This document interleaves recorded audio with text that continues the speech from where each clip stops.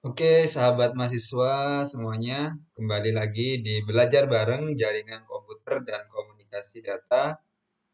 Di materi kali ini seputar pengenalan Cisco Packet Tracer part 2 ya. Jadi kita akan mengeksplor lebih jauh di part 2 kali ini tentang implementasi Cisco Packet Tracer di IP addressing ya. Nanti ada subnetting maupun routing juga. Oke, kita langsung ke Cisco Packet Tracer ya. Jadi di sini saya akan mengimplementasikan dari teori dasar sampai nanti ke pengembangan studi kasus ya. Oke, kita mulai belajar lagi nih setelah di bagian satu atau di part satu belajar menu dan fitur dasar Cisco Packet Tracer. Kita akan mencoba mengimplementasikannya ke dalam suatu jaringan komputer mulai dari yang paling sederhana. Oke, namanya aja jaringan komputer, berarti apa? Terdapat dua komputer atau perangkat jaringan yang terhubung. Ya, dua atau lebih ya yang terhubung dalam suatu jaringan komputer. Jadi kalau sendirian namanya bukan jaringan komputer nih teman-teman ya. Jadi kita pasang ada dua PC ya. Nah, dua PC. Nah, tentu dalam sebuah komputer network, nah ini kan harus terhubung ya satu sama lain agar juga terjadi data communication atau komunikasi data. Maka dari itu kuliah kita dinamakan jaringan komputer dan komunikasi data. Nah, dari studi kasus ini secara sederhana bagaimana agar membentuk suatu jaringan komputer dan komunikasi data. Tentu dua perangkat ini membutuhkan yang namanya media ya. Media transmisi. Nah, ada dua, secara kabel atau nirkabel ya. Nah, di sini kita mengimplementasikannya ke yang nirkabel terlebih dahulu ya. Oke. Nah, kita hubungkan. Nah, ya. Jadi sudah terhubung? Nah, tentu tidak ya. Nah, tentu dua komputer ini agar bisa terhubung dan melakukan komunikasi data, kita menggunakan prinsip OSI layer ya. Layer pertama adalah layer fisikal ya. Layer fisikal ini eh, sudah terhubung melalui kabel. Kemudian layer 2 adalah data link. Nah, di situ ada MAC address ya, MAC address. Nah, kita bisa melihat MAC address-nya kan IP config. Nah, ini ada MAC address-nya nih teman-teman ya. Oke, address IP config all ya. Oke. Oh, invalid comment ya. Oke, nah tentu di layer 3, disinilah peran IP address yang akan kita pelajari. Nah, semisal nih ya, semisal kita belum mengenal konsep dasar IP address class atau class full network. Nah, kita memberi sembarang nomor gitu ya, sembarang nomor pada IP address. Nah, karena asumsinya kita belum mengetahui IP address class. Misalkan kita kasih nomor 10 titik 10 titik 10 titik 10. Nah, ini ada di kelas A ya, teman-teman. Nah, ingat kelas A 1 sampai dengan 127 ya. Oke. Kemudian kita kasih juga suka-suka kita nih ya. Kita kasih nomor misalkan 198 titik 100 titik 100 titik 100. Nah, ada di kelas C ya. Oke, nah ini apakah bisa terhubung ya? Nah, kita coba ping nih ya, kita coba ping. Kita coba ping. Nah, PC0 mengping PC1 berarti ping 198.100.100. Nah, ini syarat kabel sudah terpenuhi, terkoneksi. Nah, tapi apakah bisa terjadi komunikasi data? Nah, ini request timeout ya. Oke.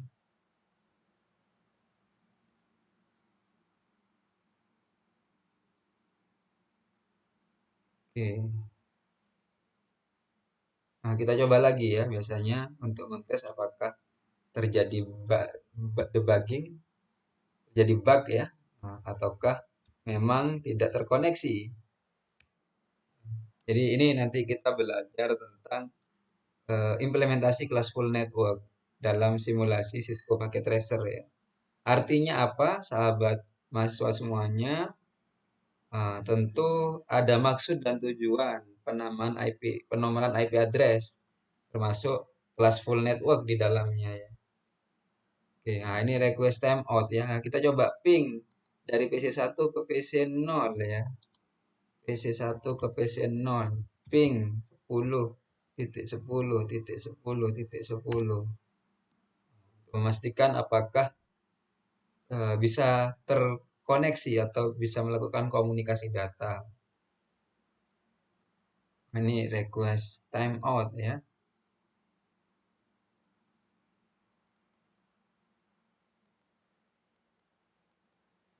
Tidak kelihatan ya di ininya, di Cisco-nya apakah kelihatan?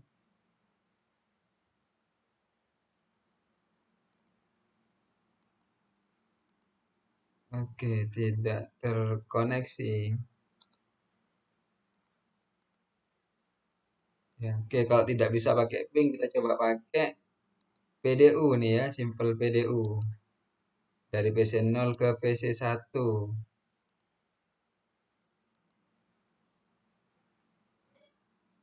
Statusnya fail ya. Kita coba dari PC1 ke PC0. PC1 ke PC0. Nah, ini masih fail juga ya. Oke. Ya, ini pertanda tidak terjadi komunikasi data karena belum memenuhi kaidah OSI layer khususnya di layer 3 IP address ya. Oke, sekarang kita menerapkan IP address kelas atau kelas full network ya. Jadi di sini misalkan kita mencoba tetap menggunakan ya IP address kelas A 10.10.10.10. Oke, IP address kelas A ini apa namanya? Network address-nya itu ada di oktet pertama ya. Sedangkan host address-nya ada di tiga oktet terakhir ya. Oktet kedua, tiga, dan empat. Nah, kita coba gunakan ini ya. Kita gunakan IP address kelas A. Kita rubah PC sebelahnya. Oke. Oke, kita rubah sebelahnya 10. Nah, misalkan, nah ini kita coba 20 nih ya. Apakah bisa ya? Untuk memahamkan tentang network address dan host address ya. Oke, coba ya. Nah, ini sudah sama-sama di network kelas A, khususnya di network address 10 nih ya. Oke, berubah. Oke, kita coba. Nah, ini kita hapus dulu ya, teman-teman. Hapus dulu biar gampang. Nah, kita coba nih ya. Kalau nggak tampil komen promnya, coba melalui simple PDU. Oke, sukses ya. Nah, kita kirim. Oke, juga sukses. Nah, ini pertanda apa? Bahwasanya IP address kelas atau kelas full network, nah ini sangat berpengaruh ya dalam suatu komputer network.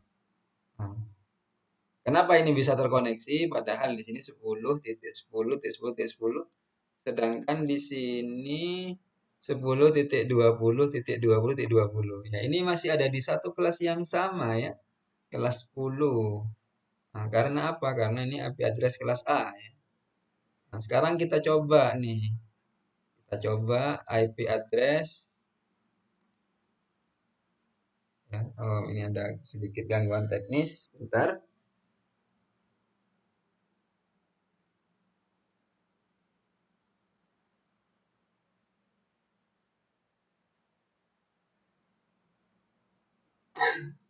Oke, mohon maaf ya. Oke, sekarang coba nih ya, kita coba eh, kita coba dengan perangkat yang baru. Oke,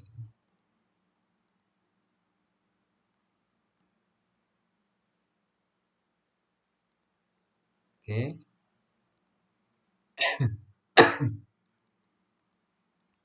Kita coba di kelas C ya, teman-teman. Kita coba di kelas C. Nah, ini nampaknya apakah tidak muncul ya pop-up-nya ya.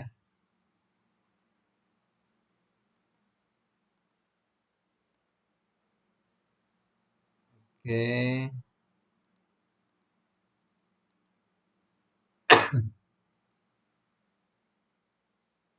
IP address-nya misalkan 198.100.10.5 ya. Oke.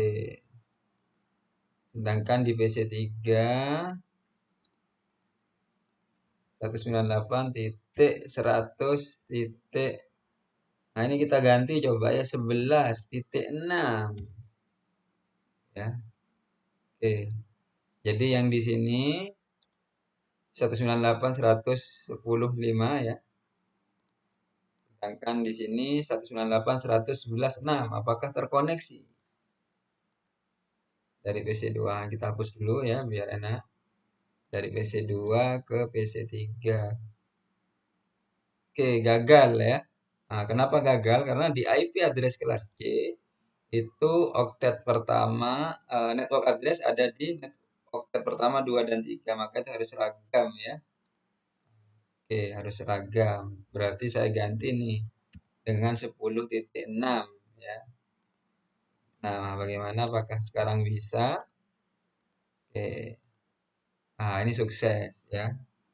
Oke, ya ini artinya apa? Sahabat mahasiswa semuanya, penerapan IP address class atau class full network ini sangat penting ya. Nah, dalam implementasi komputer network ya. Oke, sekarang kita coba ke subnetting ya.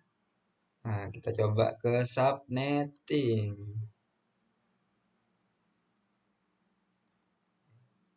Nah, ini ada dua PC ya, ada dua PC.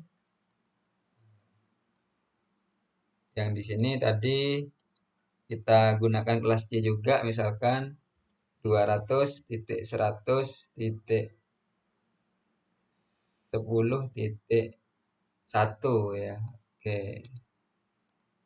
Nah, karena ini kelas C, 200 berapa ini? Oke, 200, 100, 10, 1 ya.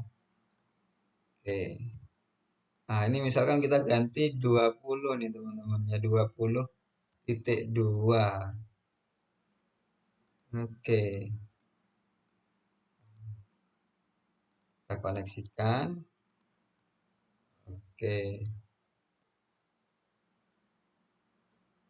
Ya, di sini kita coba simple PDU lagi ya. Nah, ini fail ya. Kenapa fail? Karena ini ada di network yang berbeda, teman-teman ya. Nah, untuk menghubungkan network yang berbeda itu kita membutuhkan router ya. Nah, namun tidak kita bahas di pertemuan kali ini. Nanti di part selanjutnya kita mencoba membuat soal subnetting ya. Oke, kita mencoba membuat soal subnetting. Nah, kita mencoba membuat soal subnetting. Oke, oke, misalkan ini ada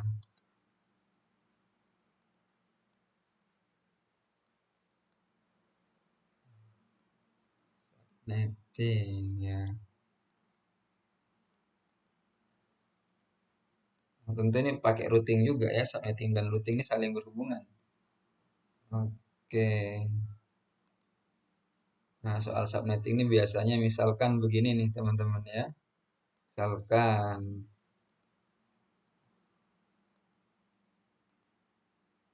oke. Nah, nanti kita coba lanjut di pertemuan selanjutnya aja ya. Terima kasih, sampai jumpa.